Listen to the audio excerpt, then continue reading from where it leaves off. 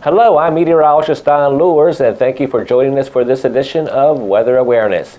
Going into the brand new year, of course, means we're right in the heart of winter, and sometimes across the PD that can mean ice storms. Right now, we're being joined by James Carnes with the AMS Tree Service. Thank you, James, for coming by today. Good to be here. I know ice storms can be a big hassle for folks that have a lot of trees in their yard. Sometimes it's even more damaging than a hurricane as far as the limb damage and the tree damage. So I thought it'd be a good idea to have you share some information with folks about how maybe they can scope out their yard ahead of time and have some of those tree issues taken care of before a storm hits. What would you suggest along those lines? Check your driveways, your walkways, anywhere power lines is coming into your house. If you got anything low hanging, when that ice hits it, it's going to bring it down a lot lower. Yeah, it sure will, because that weight of the water can build up, and just about a tenth of an inch of ice is enough to start causing some limbs to crack. Once you get to a quarter inch, that damage really picks up, and we've seen some storms in the past 5-10 years that have had as much as 3/4 of an inch or an inch. And once that happens, everyone loses power. But you also have a huge cleanup. So if you did some preliminary cleaning work in your yard now, just like before hurricane season, you might prevent some of the damage that you'd have and make it at least possible, like you said, to get out of the drive and safely walk down the sidewalk. Right. Yeah, it's best to always try to think ahead. Exactly. Plan ahead. And you mentioned that you do a lot of work prior to storms, trying to allow people to get ready. How about after a storm? Does that business really spike up for you if you have an ice storm and there's a lot of trees down?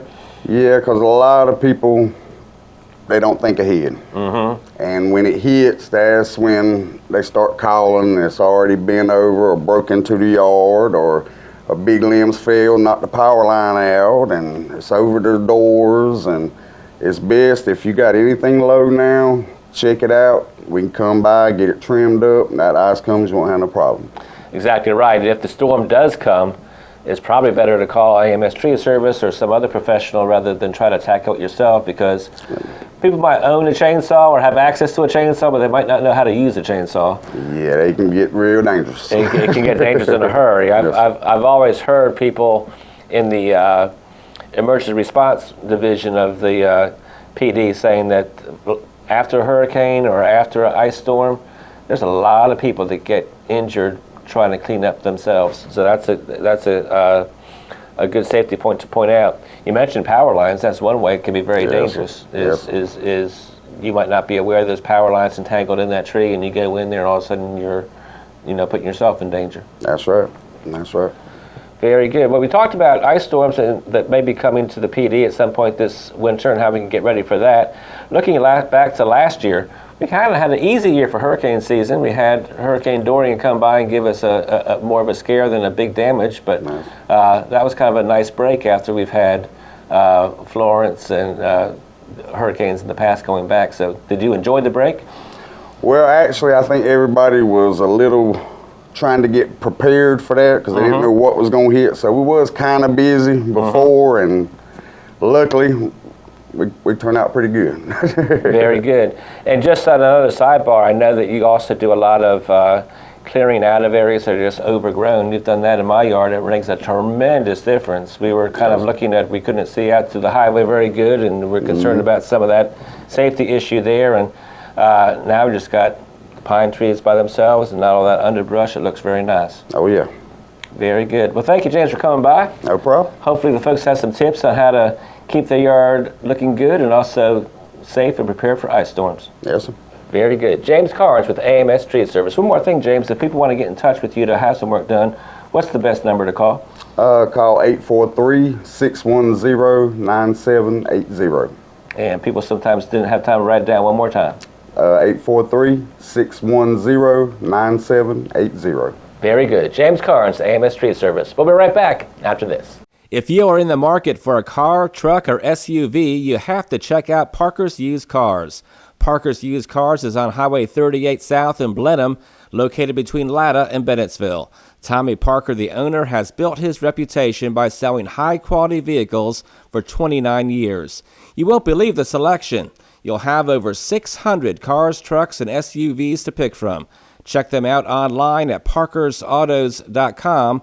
That's parkersautos.com. Or call them at 843-528-3301. Parker's Used Cars in Blenheim, Highway 38. And welcome back to Weather Awareness, celebrating a brand new year. 2020 has arrived, and joining us right now is Pastor Carlos Juarez with Dillon Church of God. Pastor Carlos, thanks for being here. Thank you for having me. I thought it'd be exciting to talk a little bit about how people always have that energy to brand new year. New Year's resolutions are on their minds. They're looking for fresh beginnings.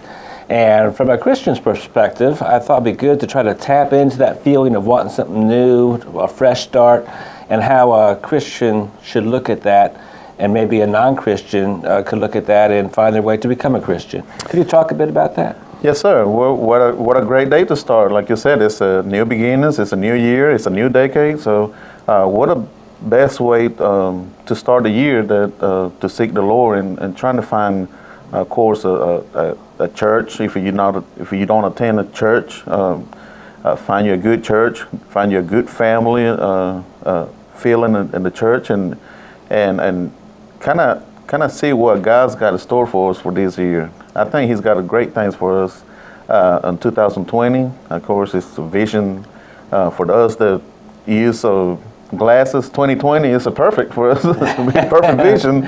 Exactly. What a great time to start new beginnings in this 2020 to seek God and to get involved in the church. Yeah, for people wondering how to do that, first of all, you suggested a good one. Try to find a church that kind of fits their personality, fits their family, fits them as an individual. But really importantly, I think, find one that is really based on the Bible. That is true. That is true. That what I tell people all the time, just find a church that, first of all, that do preach Jesus. To be a Christian, of course, Jesus is the foundation for. And the good thing about this region is that we do have some good churches. I've been around for 20-some years in this in the PD area, and I tell you, I'm a part of one great church who preach the Bible, and it makes me feel family. Exactly. It's more than a church, it's a family. So. Yeah, we had to find the right church. We had to find the one that preached the sound doctrine. And of course, people that will pray for you and pray with you, they're in times and hard times, So, yeah, it's very important to find a church that will stay with you when you need, and then that would encourage you whenever you need help, and that make you feel welcome and part of their family. Right, and that kind of flips it on the responsibility of the church and the people in the church that make up that church to be ready for that sort of mission work right within their own body. Sometimes you'll have someone that might take, that might be kind of nervous for them to initially come to that church the first time. And how they're received is going to make a big difference on, whether they'll continue that endeavor or whether they'll get shy away again. Yes, sir. Yes, sir. Something that we have implemented in our own church is a hospitality team, and this the mission of the team is to make people feel welcome, and of course direct them wherever they need to go. If they have small children, or if they have young adults, or we have different classes and stuff like that. But I'm pretty sure you can find a church that will have that to offer, and I would encourage people that if you don't work out the first Sunday, try the second Sunday and the third Sunday. Just give them some time. And that's right. And speaking of Sundays, one thing I found to be really helpful to help me grow as a Christian is not just Sunday morning, but Sunday evenings, Wednesday evenings. I think the more often you're there, the more often that you kind of make sure you're staying on the right path. Yes, sir. Yes, sir. You're absolutely right, because Sunday is I guess it will be the bigger crowd, but during Wednesdays, most of the churches, they usually have like discipleship. Exactly. So it is very important to attend not only on Sundays, but also on Wednesdays and any other day that would offer in our church we have prayer meetings on Tuesdays. So we have these ladies, precious ladies, that come every Tuesday, and they have a prayer meeting, and there's on Tuesdays, and then Wednesdays, of course, we have the Bible study. So it is very important that we not only attend just Sundays, but throughout the week. Exactly, and try to find some new friends within that church that you can kind of keep in touch with and have that ongoing relationship with too. That's right. You have to find people, that you kind of identify with them and kind of make some friendships, and of course, the one goal is to grow spiritually, but I also have friendships there in the church. Very good. Well, I hope that's encouraging and exciting way to look into things for people watching this show right now, because the new year is a time where people kind of say, I'm ready, I'm energized, I'm ready to do what I've been putting off. And maybe if they've been a Christian but gotten kind of stuck in a rut and not really developing as a Christian, this will kind of encourage them. And if they're not a Christian, I think maybe that's what I should be doing. Maybe it will encourage them to look into that. That's right. What the best? Hey, we create new resolutions in the beginning of the year. So, and like I say, if somebody has been a Christian and for some reason, they not attending church right now, what a better way to start a year than Very good. back in church. Well, I appreciate you spending the time to come by. Thank you, sir. Thank you for having me. You're welcome. Pastor Carlos Juarez with Dillon Church of God. And we'll be right back after this. If you are in the market for a car, truck, or SUV, you have to check out Parker's Used Cars. Parker's Used Cars is on Highway 38 South in Blenheim, located between Latta and Bennettsville. Tommy Parker, the owner, has built his reputation by selling high-quality vehicles for 29 years. You won't believe the selection. You'll have over 600 cars, trucks, and SUVs to pick from. Check them out online at parkersautos.com. That's parkersautos.com. Or call them at 843-528-3301. Parker's Used Cars in Blenheim, Highway 38.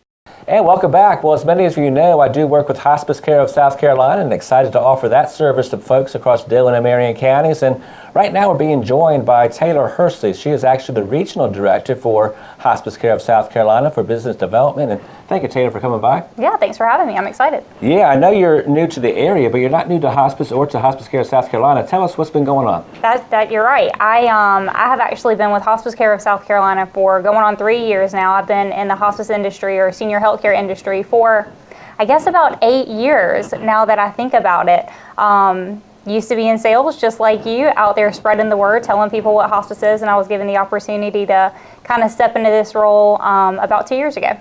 Very good. And you've been working with the Midlands and Upstate, but now you're kind of shifting I back have. to the PD. You're exactly right. I was covering the Midlands area, which is where I live, where I'm from, and the Upstate region, but had the opportunity to come to the PD. So I'm excited to learn a new area and just kind of figure out what this whole region is all about. Very good. Well, welcome to Dillon and Marion County, and tell us a little bit about why you like working in hospice, how you got involved with hospice, or why hospice, I guess is the question. You know, I lucked out. I have to say, I have an aunt who's a nurse, and she really kind of pushed me into healthcare a while ago. And I have actually a lot of family members who are in healthcare, and that's kind of, I always knew that I wanted to do something in the industry, but I wasn't 100% sure what. Right. So I had the opportunity to step into a hospice sales role, like I said, about 8 years ago, and I was just so incredibly moved by all the people that we had the opportunity to serve and help and keep home,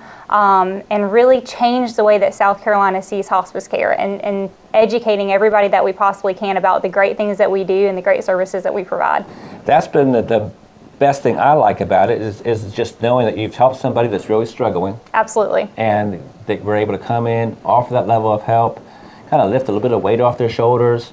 They're able to say, now I think I can handle it. Absolutely. And they're in a much better frame of mind. I've seen that with my own family, is how I became familiar with hospice, and now I get to share that with families all across Marion and Dillon County, and that's really the most rewarding part of the job, is seeing that difference from what they were doing before we came in and how things are now that we're in the home. You're absolutely right. One of the things that I think we say a lot is we allow the families to actually be families.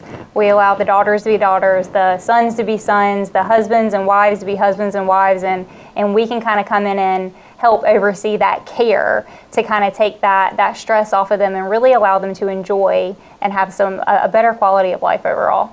Very good. Now, what makes a hospice patient? I guess it's the patient that's kind of beyond aggressively curing their disease, and the focus turns to quality. Absolutely. So a hospice patient is typically somebody who is dealing with an advanced or life-limiting illness, who is really looking to, like you said, no longer seek that aggressive treatment and really just focus more on living and a quality of life, and who really wants to kind of take that into their own hands. Very good. And what are some of the diagnoses that hospice helps for? I know some people have the concept that it's very limited, but actually it's not. No, it's not. We help a just vast majority of diagnoses. Basically, any sort of diagnosis can eventually become an end-stage illness. Patients with pulmonary disease, cardio disease, of course, cancer patients, oncology patients, dementia and Alzheimer's-related patients. We help all of them, plus Very more. Good. And one thing I want to bring out also was we are there for the patient, we're there for the family, but we're very much there for the caregiver. That can be a very hard role to find yourself in, is caring for somebody 24 hours a day, 7 days a week. You feel like you can never even catch your breath because you're always concerned about someone else in addition to yourself. Talk about how hospice can step in and help that. You know, kind of like we said earlier, we really want to allow those family members to be family members. Right.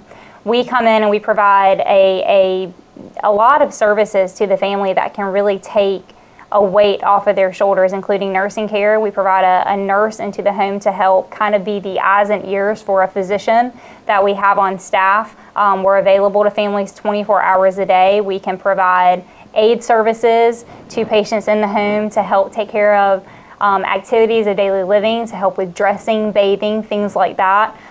We also provide a lot of spiritual services. You know, hospice is definitely, as you know, of course, more of a philosophy than it is anything else. And so we provide social services, social workers into the home, as well as chaplains to provide a real holistic care, just complete holistic care in the home for the patients. Right, and you also have the medical equipment. It could be as simple as a chair for the shower, and all of a sudden they can do something they couldn't do before. Oh gosh, absolutely. Beds at home, hospital beds, wheelchairs, walkers if necessary, medications. We cover a lot of the medications. Absolutely, we cover all of that.